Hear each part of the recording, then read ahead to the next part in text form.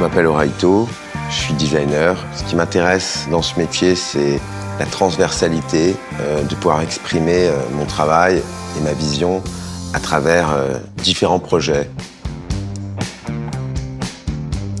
Renault, c'est une marque qui fait partie de la mémoire collective. Étant français, j'ai vraiment grandi avec ce losange, avec le design de ce logo fait par Vasarely, qui est un de mes artistes préférés. J'aime l'idée du savoir-faire, j'aime l'idée de l'histoire, de la légitimité.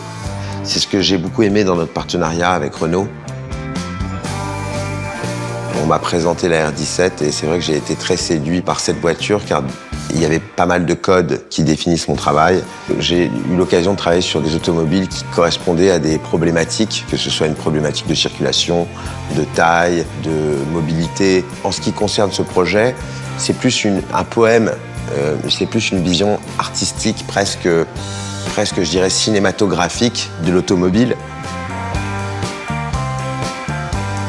Ce qui m'intéressait dans ce programme Resto Mode, c'est vraiment l'idée de revisiter une icône.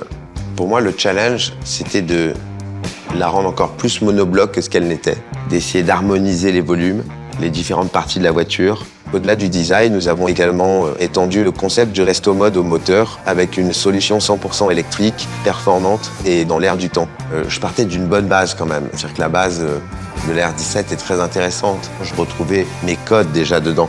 Donc il y avait juste à les simplifier, les magnifier, parfois les isoler, parfois les lier, parfois essayer d'enlever quelques éléments pour que ce soit plus qu'un élément. Donc de raccorder certaines fonctions, le tableau de bord, le volant, et un travail aussi sur les matériaux qui était cohérent avec mon univers et mon univers architectural. L'idée, c'est qu'il n'y ait pas de séparation finalement entre l'intérieur et l'extérieur. C'est ce que j'aime faire aussi souvent en architecture. Donc l'intérieur s'inspire vraiment de l'univers du salon finalement. On l'a rendu beaucoup plus domestique, moins automobile. C'était une première, j'ai adoré collaborer avec les équipes de chez Renault. C'est un travail d'équipe, mais là, c'est des grosses équipes.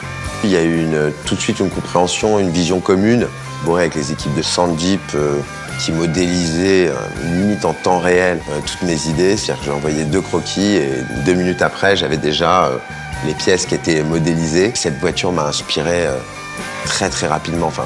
Et Gilles a adhéré, je dirais, de manière quasi automatique à la vision que j'avais sur cette voiture. Une voiture, ça peut prendre des années. Là, on est sur un temps de 6 mois. Il y a tout ce travail de réflexion et il y a aussi ce travail de peur où on se dit est-ce que c'est le bon choix? Là, on n'a pas ce temps-là. Donc, il faut pouvoir être assez direct et c'est assez stimulant comme manière de travailler.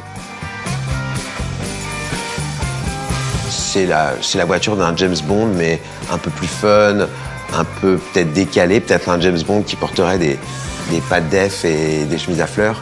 Donc ça serait peut-être plus Austin Power en fait.